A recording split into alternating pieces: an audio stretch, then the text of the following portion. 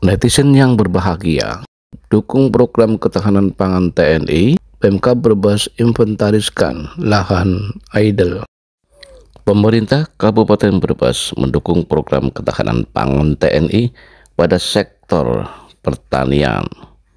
Bentuk dukungannya melalui inventarisasi lahan idle atau lahan yang tidak digunakan pemerintah untuk kepentingan penanaman dan pengembangan pertanian. Rintisan yang sangat baik dan bagus ini yang dimotori oleh Dandim 0713 Brebes sangat menginspirasi. Untuk selanjutnya, Pemkab Brebes akan menginventarisasikan aset-aset Pemda yang idle agar digunakan oleh TNI. Demikian disampaikan oleh PJ Bupati Brebes Iwanuddin Iskandar SHM saat penanaman jagung bersama di area lapangan tembak Kodim 0713 Kecamatan Songgom Jumat 19 April 2024.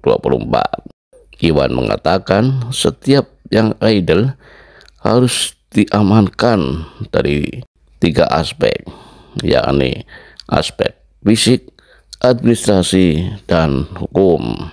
Kalau memang idle akan didayagunakan untuk masyarakat, jangan sampai mangkrak, karena bisa jadi sengketa seperti diduduki warga, kemudian disertifikatkan dan akan terjadi gugat-menggugat.